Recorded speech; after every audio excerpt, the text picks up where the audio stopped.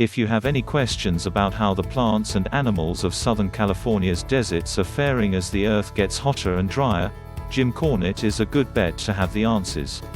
Roadrunners, palm trees, snakes, Joshua trees, Cornett has studied them all and written more than 40 books. But the 72-year-old ecologist, who fell in love with the desert as a schoolboy and is still on his honeymoon 60 years later, was stumped one day in April near the southern entrance to Joshua Tree National Park. It was just past noon when Cornett came upon a rat's nest built into the base of an ocotillo, a spindly, long-stemmed plant with kelly green leaves and lipstick red flowers that bloom in spring. This ocotillo was brown and dry, thanks to the drought, and it was sporting a nest the size of a small tumbleweed, fashioned from the brittle twigs of creosote bushes and other plants. This is only the second time in my life that I've seen a wood rat's nest in a living ocotillo, said Cornett, who makes multiple visits each year to dozens of study sites to monitor the growth and health of ocotillo plants, Joshua trees and fan palms. This was not here last year, and I'm shocked to see it. Cornett, a husky, white-haired gent with contagious curiosity, bent down and studied the makeshift habitat, wondering aloud whether the occupant was home, either dead or alive. Cornett, who reads the desert as if it were a book, straightened up and scanned the surrounding landscape of dried vegetation, including the crunchy remains of last year's wildflower bloom. In the distance, I saw what looked like a similar nest.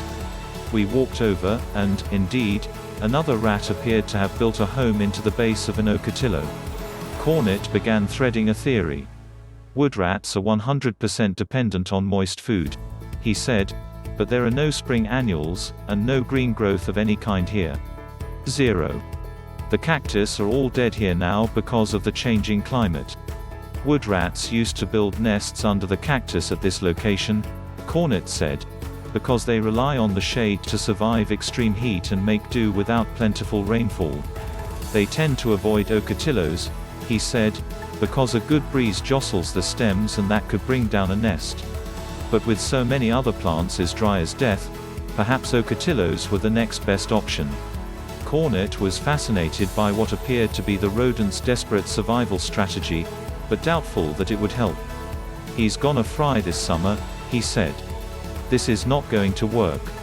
In late March, my wife and I were headed to the desert for a few days and wondered whether, with scant rainfall, there'd be any spring wildflowers to see.